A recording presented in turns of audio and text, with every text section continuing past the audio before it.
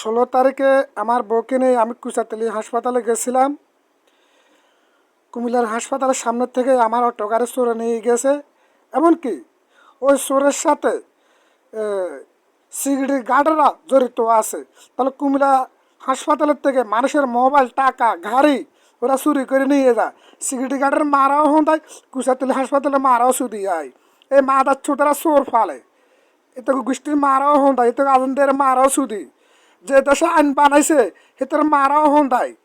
A mother ছোটরা police পর্যন্ত চোরের পর্যন্ত ধরে না, এতে মারাও শুধু। এত আজনদের মারাও হন্দায় তা মাগের তারা চোর হালে কুমিল্লা কুচাতলি হাসপাতালের মাইদের মানুষ অসুস্থ রোগী নিয়ে কুচাতলি হাসপাতালে যা, ওখান থেকে গাড়ি চুরি করে নিয়ে যা।